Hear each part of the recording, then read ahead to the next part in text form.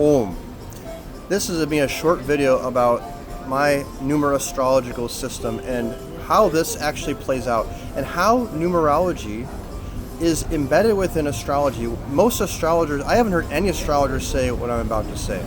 So looking at the star Punarvasu, okay, there's 27 stars in the zodiac. That's 3 groups of 9 stars. Within those 3 groups of 9 stars, you have 3 divisions. So Punarvasu falls in the first group of 9 stars.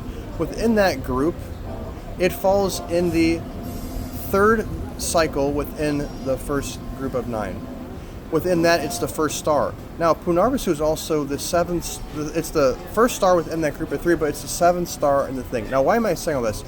For those of you who have watched my past video about the fractal of 3, and I told you if you master fractal of 3, you're going to be able to, the doors are going to open for you because it unlocks the understanding of numerology and all, as I'm seeing in astrology as well. So let me break this down.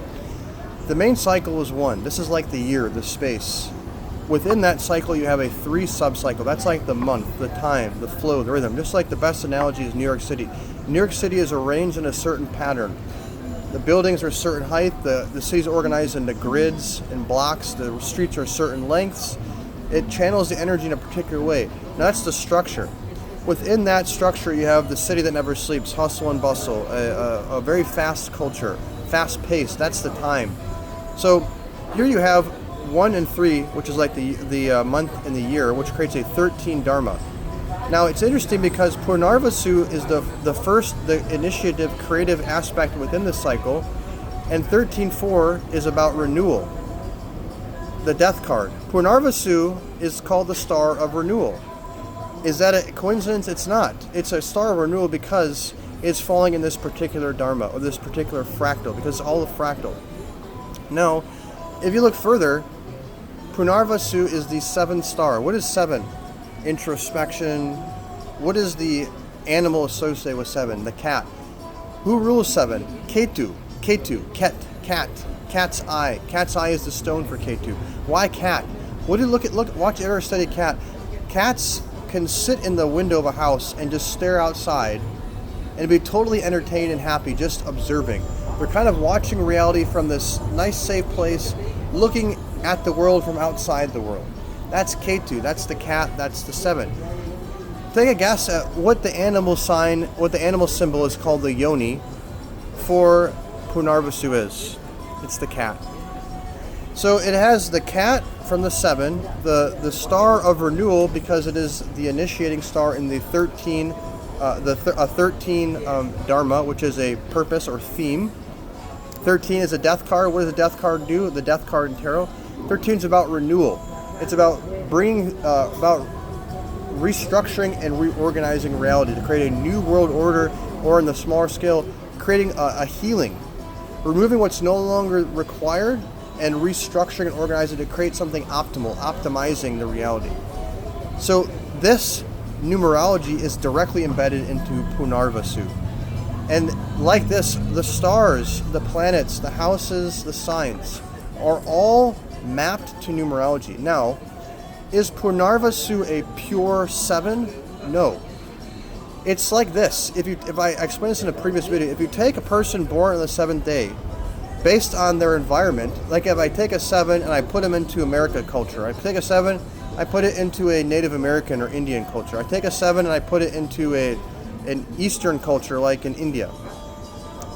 The 7, who is naturally about analyzing patterns, able to read between the lines, seeing reality for what it is, the illusion of reality, seeing the truth.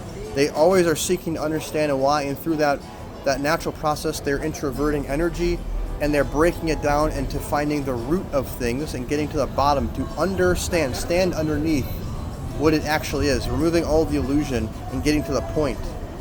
So if you take that consciousness and you put it into an environment of the United States, this person would be a good engineer, understanding how to build things and design things based on a foundation that will last. Or a coder, someone who can understand the fundamentalness of how a program is designed and developed, and therefore would excel in that. Or you take a 7 and put it into a Native American culture. This would be like the shaman, someone who is not really He's part of the community, but he's kind of outside of it. They kind of do their own thing, and they're the seers who understand the reality and share their wisdom and healing and medicine, things they discover to help improve the community. Or in India, they may become a mystic, a sadhu, where they are a renunciate, an ascetic, a monk type of person, where they renounce the world and go explore meditation, spirituality, and dedicate their lives to that. So like this, Punarvasu is a 7, but it's a type of 7, because we're factoring in many, many layers. We're blending in many things, but we're keeping this as super simple as possible.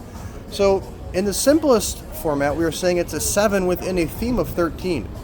So this is a star or an energy that will understand how to create renewal. It will understand how to restructure things. It will understand what to remove in order to create optimization, how to create innovation, because it is a creation. It's in a creative cycle.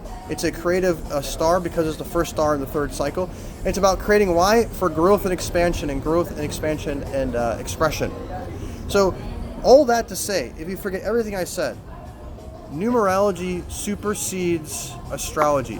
Astrology is very, very useful. Don't get me wrong. There's a lot more finer points in astrology. You can see a lot because astrology includes time and space, wherein numerology, you're going into the essence of that before it's pre-modulated with time and space. You're going to the core. That's the birth date itself.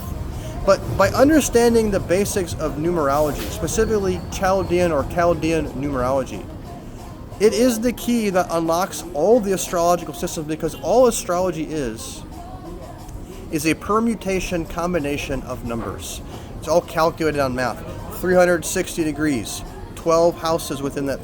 Those 360 degrees are organized into 12 houses, and further into 27 stars, 12 signs. And within that, the stars can be organized into groups of 9. And from that, they can be organized into groups of 3. And from that, they have 4 padas. And from those 4 padas, you can do further and further divisions, which is the finer you go, the more you're getting to modulation forces. The broad stroke is the core themes. And the broadest stroke of all, the most fundamentalness of all, is the birth date itself. Okay, in this video, I hope this helped to make sense and bring this down to layman's perspective. The stars are coded in numerology, the planets. So understand the numerology, understand astrology. And if you want to go deeper into something I'm calling numeroastrology, which is my system, my kind of signature system of using Chaldean numerology as my base, and then also layer on top of that Vedic astrology, Vietnamese astrology, and a little bit of Akkada numerology. Check out my links underneath this video. If you're not following me on Substack, this is my central hub for all my free content. If you're not watching this on Substack, where I'm posting blogs, podcasts, videos, articles, notes, case studies, make sure to follow me on Substack. It's free. Just go to substack.com/@Aumra. That's AAUMMRA. Until next time, wishing the best. Happy manifesting. God bless. Om.